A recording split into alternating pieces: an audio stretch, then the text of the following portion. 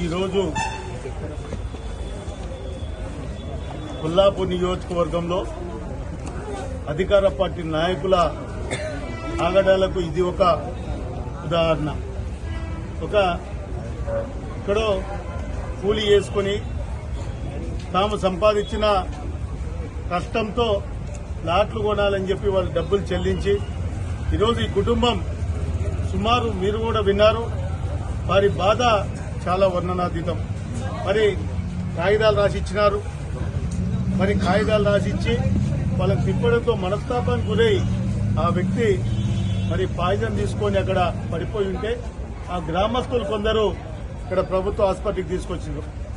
కనీసం ఇంత పెద్ద సంఘటన జరిగితే ఒక మనిషి ఆత్మహత్య ప్రయత్నం చేస్తే జిల్లా యంత్రాంగానికి కానీ పోలీస్ వ్యవస్థకు కానీ చిన్న చీమ కొట్టినట్టు కూడా లేదు. ఎక్కడ కూడా కనీసం నేను అడిగిన ఈ హాస్పిటల్కు నిన్న రాత్రి కూడా పోయి వాళ్ళు ఏదైతే బాధితుని భార్య ఉందో ఆమె హైదరాబాద్ దగ్గర నుంచి అర్ధరాత్రి వస్తే వారికి సంబంధించిన బంధువులు పోయి రాత్రి పోలీస్ స్టేషన్లో ఫిర్యాదు చేసిండ్రు.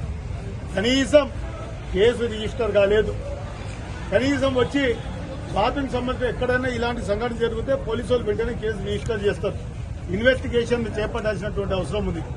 ఈ రోజు ఎవరి అండ చూసుకొని పోలీసు వాళ్ళు ఈ రోజు ఈ కేసు నీరు కాచే ప్రయత్నం చేస్తున్నారు. ఎందుకు పట్టించుకోవట్లేదని చెప్తా ఉన్నారు.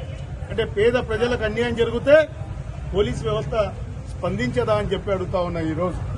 ఈరోజు కొల్లాపూర్ నియోజకవర్గంలో మరి మంత్రి గారు అనుచరులు ఎవరైతే ఉన్నారో పూర్తిగా అడ్డదిడ్డంగా ప్రవర్తిస్తూ ఉన్నారు. అధికారాన్ని అడ్డు పెట్టుకుని మరి ఇలాంటి పేదలను బీఆర్ఎస్ కార్యకర్తలను వేధింపులు చేయడమే వాళ్ళ లక్ష్యంగా పెట్టుకొని చేస్తా ఉన్నారు. ఒక్కటి మాత్రం ప్రజాక్షేత్రంలో ఖచ్చితంగా ప్రజలు మీకు రాబోయే రోజుల్లో బుద్ధి చెప్తారు. నేను ఇక్కడ ఉన్నటువంటి మరి తెలంగాణ రాష్ట్ర ముఖ్యమంత్రి గారిని కూడా కోరుతా ఉన్నా, డీజీపీ గారిని కోరుతా ఉన్నా, సార్ ఈ సంఘటనపై సమగ్రమైన దర్యాప్తు జరిపించండి. ఈ నిరుపేద కుటుంబం, ఈ మహిళ వాళ్ళ అమ్మ పడుతున్న బాధ, ఆమె రాగానే నా ఒక్క కొడుకు సార్ మేం పైసలు ఇచ్చి పానం పోగొట్టుకున్నటువంటి పరిస్థితులు ఉందని చెప్పి అమ్మ చెప్తుంటే చాలా బాధ కలిగించింది. కళ్ళల్లో నీళ్లు వచ్చే విధంగా కూడా జరిగింది.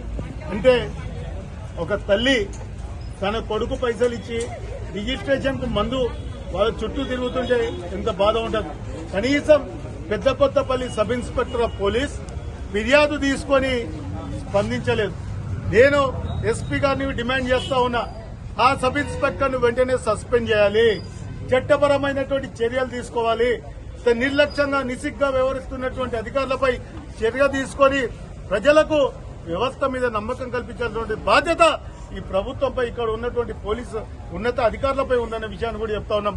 ఖచ్చితంగా మీరు న్యాయం చేయాలి, ఆ కుటుంబానికి న్యాయం చేసి మరి ఆ కుటుంబ పెద్దకి ఏమన్నా జరగడానికి జరుగుంటే ఎవరు బాధ్యత వహించే వాళ్ళని చెప్తా ఉన్నా. ఆ కుటుంబానికి బాధ్యత ఎవరు అని చెప్పి అడుగుతా ఉన్నాం. మరి స్పందించేదా ప్రభుత్వం?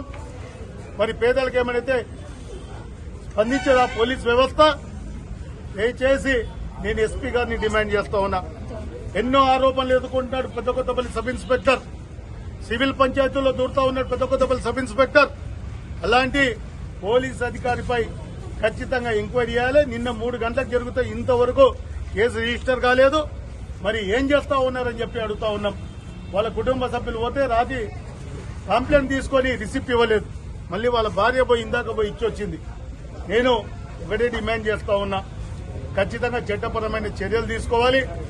ఎవరైతే దీని వెనుక ఉన్నారో అధికార పార్టీ అండ చూసుకొని చెలరేగిపోతున్న నాయకులు ఎవరైతే ఉన్నారో వారిపై చట్టపరమైన చర్యలు తీసుకోవాలి.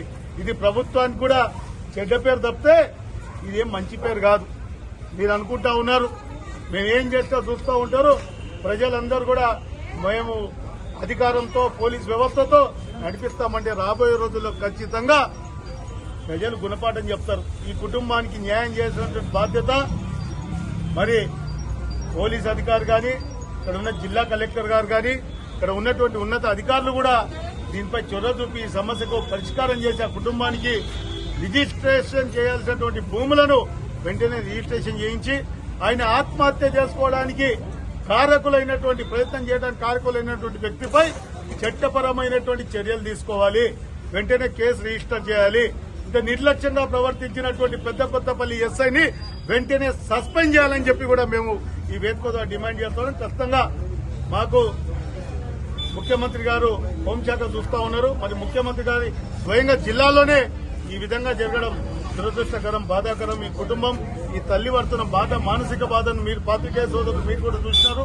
మీరు కూడా ఒక్కసారి ఆ కుటుంబానికి జరిగిన అన్యాయం గురించి మీరు కూడా అందరికీ చెప్పి మరి ఈ కుటుంబాన్ని న్యాయం చేయవలసిందిగా మేము కోరుతా ఉన్నాం.